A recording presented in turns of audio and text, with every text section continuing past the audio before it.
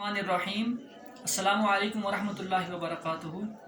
کل 21 جون 2020 کو ایک ویڈیو بیان سامنے آیا جس میں وزیر اعظم پاکستان عمران خان صاحب ایک امریکی صحافی کو انٹرویو دے رہے تھے، اور اس کا ایک سوال تھا جس میں انہوں نے یہ کہا پاکستان کے ہوائی اڈے استعمال کرنے کے بارے میں جو امریکہ نے مطالبہ کیا افغانستان پر موجود طالبان پر نظر رکھنے کے لیے، تو prime minister of Pakistan Imran Khan صاحب نے اس کا واضح انکار کیا اور یہ کہا کہ پاکستان اب کسی کی جنگ میں حصہ نہیں لے گا۔ ہم پہلے ہی اس چیز میں شامل ہو کر 70,000 جو ہے وہ لاشوں کو اٹھا چکے ہیں۔ مزید پاکستان اب کسی کی بھی جنگ کا متحمل نہیں ہو سکتا، اور اس کے علاوہ اگر ہم امن کے لیے کام کر سکتے ہیں تو وہ ہم کسی کے لیے بھی، اس خطے کے امن کے لیے ہو، دنیا کے امن کے لیے ہو، ہم یہ کام ضرور کریں گے۔ اس کے بعد انہوں نے بالکل واضح طور پر امریکہ کو انکار کیا، اور جس کا ایک اور سوال یہ بھی تھا جس میں انہوں نے کہا کہ پاکستان میں بڑھتے ہوئے جنسی زیادتی کے معاملات کے بارے میں، تو اس میں پرائم منسٹر آف پاکستان نے گفتگو کرتے ہوئے کہا کہ زیادتی کے معاملات جو بڑھ رہے ہیں اس کی ایک بڑی وجہ وہ یہ ہے کہ جب عورتوں کا اپنا لباس مکمل نہ رکھنا، جس کی وجہ سے مرد جو ہے وہ اس کے متحمل نہیں ہو سکتے اور وہ اس کو دیکھ کر اس سلسلے میں بھٹک جاتے ہیں، اور جس کی وجہ سے زیادتی کے کیس جو ہے وہ بڑھ جاتے ہیں۔ یہ ایک دو حصے تھے اس بیان کے۔ ہم پہلے حصے پر بات کریں گے کہ جو پہلا حصہ ہے اڈے استعمال کرنے کے حوالے سے، یہ ایک بڑا خوش آئند بیان ہے کہ آج تک امریکہ نے، اس اسٹیٹ نے، یونائٹڈ اسٹیٹ نے، اس نے ہر ایک سے یہی مطالبہ کیا کہ جو کچھ آپ نے کیا ہے اور کریں اور کام کریں، لیکن یہ پہلی دفعہ تھا کہ ڈو مور وہ جو استعمال کرتے تھے اس کی بجائے ان کو اب نو مور کا جواب دے دیا گیا، اور یہ ایک خود حق خود ارادیت کے طور پر جو بیان دیا گیا ہم اس کو اپریشیٹ کرتے ہیں۔ اس کے علاوہ جو دوسرا سلسلہ تھا دوسرے سوال کا، تو اس کے بارے میں جو پرائم منسٹر صاحب نے جواب دیا اس کو لے کر دیکھا گیا کہ رات کو میڈیا کی جو صحافی ہیں اور جو خواتین ہیں انہوں نے اس بات کو بہت برا منایا کہ عمران خان صاحب نے ہمارے ساتھ یہ معاملہ کیا ہے، اور اس معاملے سے بڑی سخت برہمی کا اظہار کیا اور اپنی اپنی رائے دی، جس میں یہ بھی کہا جا رہا تھا کہ اگر عورتوں کے حوالے سے تو یہ ہے کہ وہ اگر لباس اختیار نہیں کرتی تو ان کے ساتھ یہ ایسا معاملہ ہوتا ہے، تو اس کے برعکس جو جنسی زیادتی کے معاملات ہیں جو تو ان کا کیا آپ حل لے کر آ رہے ہیں، وہ کس وجہ سے ہو رہے ہیں۔ تو ان ساری چیزوں کا جواب، اور یہ جو عورتوں کو پردہ کرنے کے حوالے سے انہوں نے بات کی، تو یہ بات پہلے قرآن مجید میں اللہ تعالیٰ نے ارشاد فرمائی، آپ نے فرمایا وَقُلْ لِلْمُؤْمِنَاتِ يَغْضُضْنَ مِنْ أَبْصَارِهِنَّ وَيَحْفَظْنَ فُرُوجَهُنَّ کہ اے نبی فرما دیجئے مومن عورتوں سے کہ وہ اپنی نگاہوں کو جھکا لیں، وَيَحْفَظْنَ فُرُوجَهُنَّ اور اپنی شرمگاہوں کی حفاظت کریں، وَلَا يُبْدِينَ زِينَتَهُنَّ اور اپنی جو زینت ہے، اپنی جو خوبصورتی ہے اس کو وہ ظاہر نہ کریں، إِلَّا مَا ظَهَرَ مِنْهَا باوجود اس کے کہ جو خود بخود ظاہر ہو جائے، اس کے علاوہ وہ خود سے کوئی ایسا کام نہ کریں، وَلَا يَضْرِبْنَ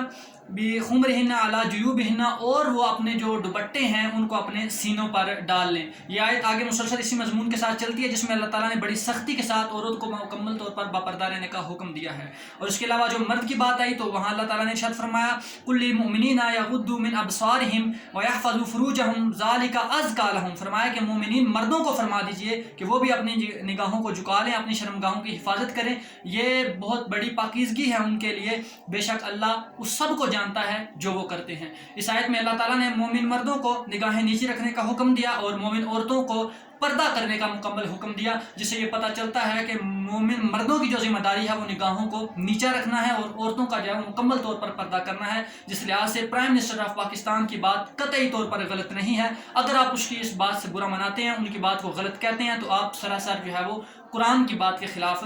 جاتے ہیں۔ آپ کو ایسا نہیں کرنا چاہیے، یہ قرآن پاک کا حکم ہے، انہوں نے کوئی ایسی غلط بات نہیں کی، ہم اس معاملے میں ان کی حمایت کرتے ہیں، انہوں نے ایک اچھا بیان جو ہے وہ دیا ہے۔ رہی بات یہ کہ آپ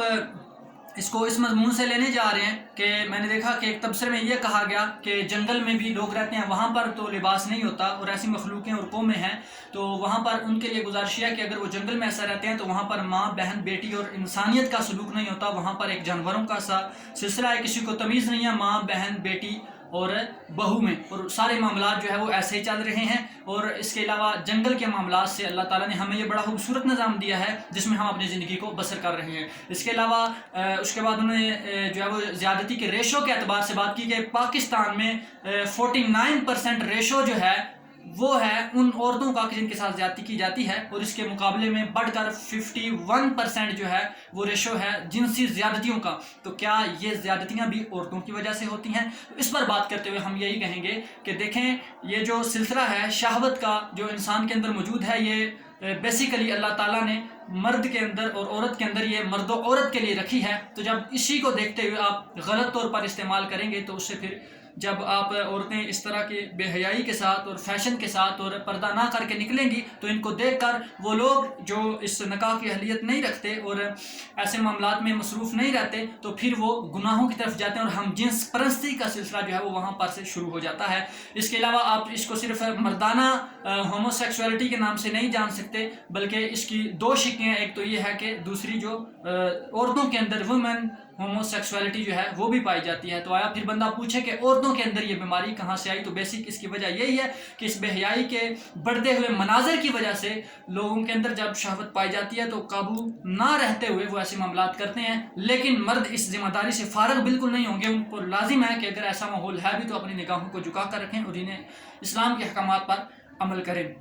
اور صوفیاء جو اس بات کی مثال دیتے ہیں، کہتے ہیں کہ جب عورت جو ہے وہ باپردہ نہیں رہتی اور ننگا بدن ہو کر نکلتی ہے تو پھر ایسا ہی ہوتا ہے کہ جیسے کبھی زمین پر گوبر وغیرہ کسی جانور کا پڑا ہو اور کافی جو ہے وہ دنوں بعد جب بارش ہوتی ہے تو اس کے اوپر سے جو سبز گھاس نکلتی ہے تو ایک گدھا جو ہے وہ آواز نکالتا ہوا اس گھاس کو کھانے کے لیے آتا ہے۔ اسی بے حیائی کی مثال بھی اسی طرح ہے کہ جب آپ اس غلاظت کو اپنے اوپر مسلط کریں گے اور بے حیائی کے طریقے پر آپ چلیں گے، لباس اختیار نہیں کریں گے جو اللہ تعالیٰ نے ہم پر فرض کیا ہے مومنین کا، تو پھر ہم ان چیزوں میں پھنسیں گے، پھر لوگ اس طرف آئیں گے اور زیادتی کے کیس واقعتاً بڑھیں گے۔ انہوں نے صحیح کہا کہ مرد کو یہ رپورٹ نہیں ہے، فی الوقت ان پر لازم ہے اور فرض ہے کہ اپنی نگاہوں کو نیچی رکھ کے بچیں، لیکن اگر وہ نگاہیں نہیں نیچی رکھتے تو پھر بصورت دیگر ان کو مشکلات کا سامنا خواتین کو بھی ہوگا اور مردوں کو بھی ہوگا، اور ان کیسوں میں بڑھتی جو ہے وہ زیادتی ہمیں نظر آ رہی ہے۔ اس کے علاوہ ایک جو بات انہوں نے معاشرے کے لحاظ سے کی کہ امریکہ کا معاشرہ کچھ اور ہے اور یہاں کا معاشرہ کچھ اور ہے، یہ بھی بات انہوں نے بڑی اچھی کی۔ ہمارا ایک تو اسلامک معاشرہ ہے، ہمارے اس کے لحاظ سے اگر دیکھا جائے تو سویلائزیشن کے سسٹم کو دیکھیں تو ہمارے اندر ایسی چیزیں نہیں ہیں جو یورپ کے اندر پائی جاتی ہیں، اور وہاں پر ایسے معاملات چلتے ہیں اور وہ ایسے معاملات سے بیزار بھی ہیں جن کی رپورٹیں وقتاً فوقتاً آتی رہتی ہیں۔ میں اسی کے ساتھ یہ کہنا چاہوں گا کہ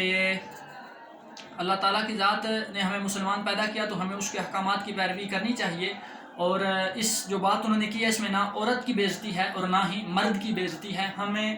ان دونوں طریقوں کو دیکھتے ہوئے سب کو اپنی اپنی جگہ پر عمل کرنا چاہیے، اور جو اس بات کو اپنی بے عزتی محسوس کرتا ہے میرے خیال سے وہ شاید اس جرم کا مجرم ہے، جس وجہ سے وہ اس الزام کو دیکھتے ہوئے ڈر کر اور چیخ و پکار کرتا ہے۔ وگرنہ وہ خواتین جو اسلام اور اسلاف سے چلتی آ رہی ہیں ان میں ایسی کوئی بات نہیں ہے، کیونکہ ان کو فکر نہیں، ان کا تو اپنا ایک طرز عمل جو ہے وہ اسلام کے مطابق ہے، اور جب ایسی کوئی بات ہو جاتی ہے تو وہ چونکہ ان کے متعلق نہیں ہوتی، وہ ان لوگوں کے متعلق ہوتی ہے کہ جو ایسا کر رہے ہیں اور ایسے کام کو پروموشن دے رہے ہیں۔ اللہ کی بارگاہ میں دعا ہے کہ اللہ تعالیٰ ہمیں بچنے کی توفیق عطا فرمائے۔ السلام علیکم ورحمۃ اللہ وبرکاتہ۔